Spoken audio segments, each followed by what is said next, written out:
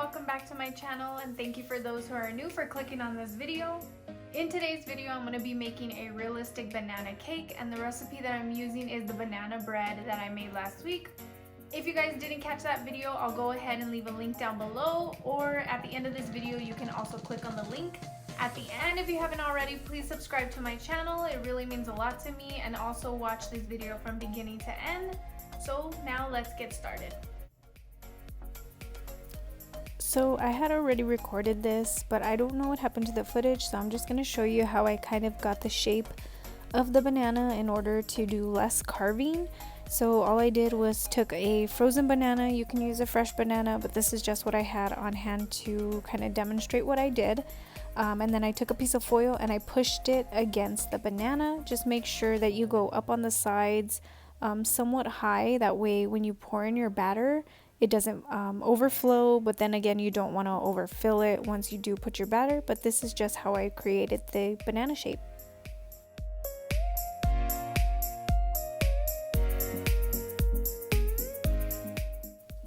Now that you have your basic shape of your banana once it has baked, all I'm doing here is cutting off some of the rough edges that went over the top of the foil. So I'm just cutting that off, and then I'm also going to round the top just a bit. Remember, it's already in the shape, so you don't really need to carve much.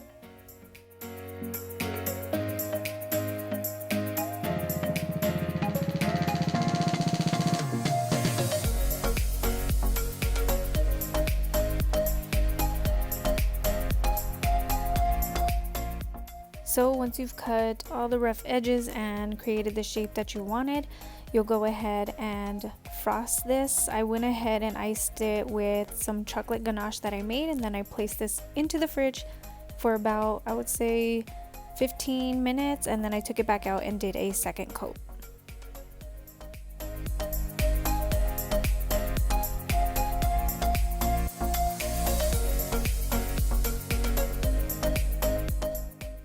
And I know right here it looks like poop, but if it looks like that, then you did good.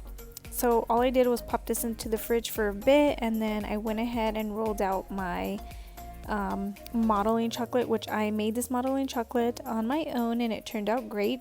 If you guys want to see how I made this, give this video a thumbs up or leave a comment down below with a thumbs up letting me know that you guys want this type of video.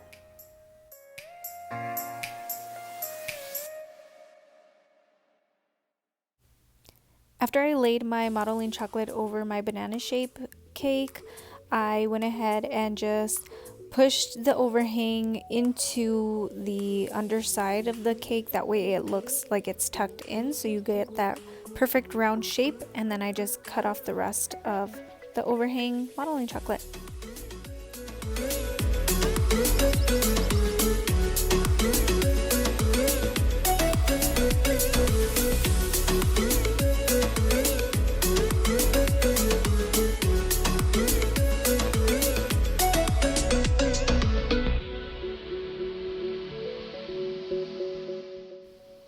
So because my cake board was a little too small, I went ahead and transferred my banana cake over to a piece of parchment paper, and I also have a ripe banana as a model to kind of create my textures and the shape of the banana.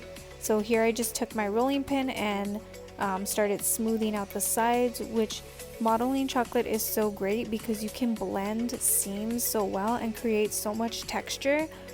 So that's just what I'm doing here, trying to figure out what side I want to use and how I want my banana to look. And here I'm creating the end part of the banana, kind of like the butt, I guess. And like I said, I'm just blending in the seams here, which modeling chocolate is so great for that because you could just blend that in. Then I also used the end of the banana to push that into the modeling chocolate to create that type of texture.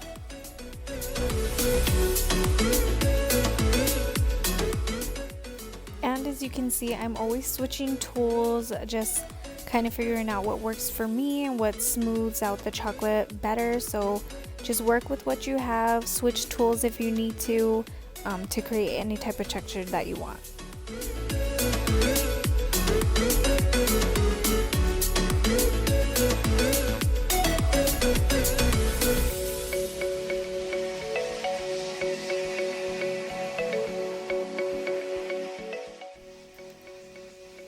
said, all I'm doing is creating textures. So I'm taking my ball tool and adding little lines because in a real banana you just see subtle lines into that. So I'm taking my tools and scraping it a bit, and then I'm going back in and smoothing it out with my hands or using another ball tool just to soften those marks, because you don't want that to be too harsh.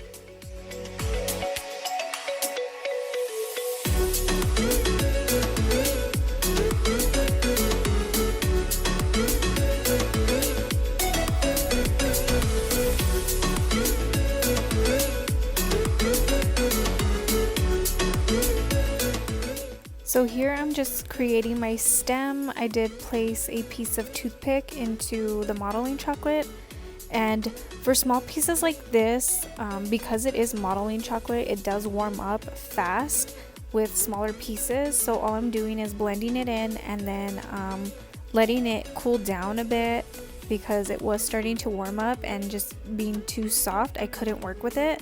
So just kind of work with it a bit and then let it cool down, then come back.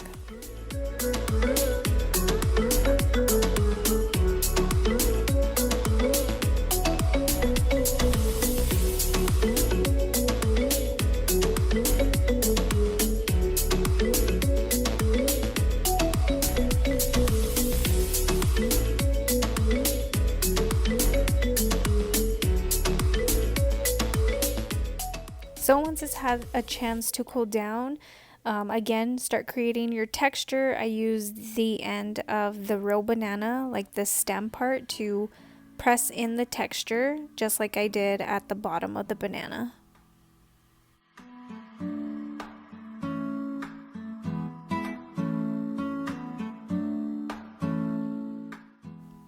And here I'm just starting to create small dents, just like a real banana has when it starts to ripen. So I'm pushing and making scrapes, and then going back in with that other tool where it's kind of round, so I'll just poke at it, scratch it, soften it up. And this is where, when you're adding these details, is when it really starts to look realistic.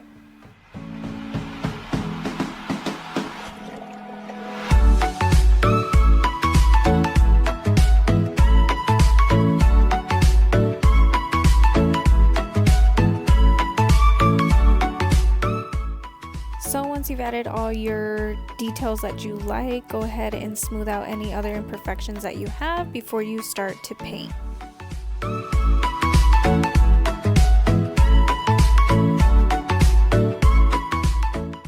Now to work on my favorite part, which is the painting. This is when it really starts to come to life.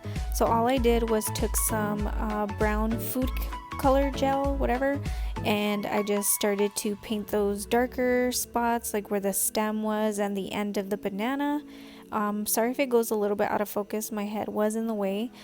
The brown that I was using wasn't dark enough, so I had some black, I'm gonna say it's luster dust, and I just added a tiny bit of that into my brown coloring, and it worked out. When I was painting this, I saw that the color was a little bit too dark, so I just took a Q-tip and a bit of water on the end of it, and when I would paint, I would wipe it away.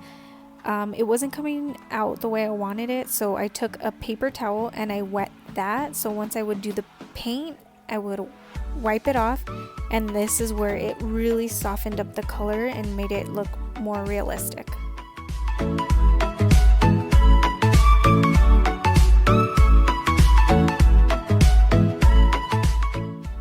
I did also add a bit of green food gel coloring to the stem and a little bit at the end of the banana to make it look like it was going from fresh to ripe. So that small detail just made such a difference, and I love the way it turned out.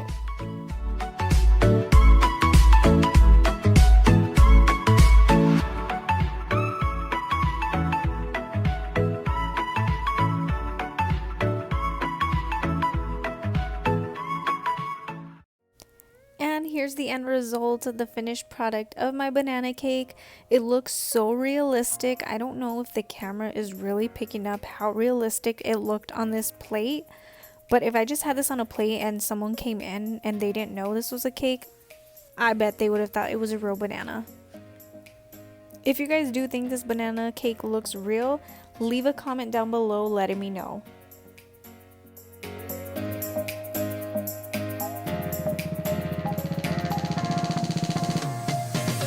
So thanks for watching my video, guys, and please like and share this video with your family and friends. Also, don't forget to subscribe and leave any comments down below of any type of videos that you guys would like to see, and I'll see you guys in my next one. Bye.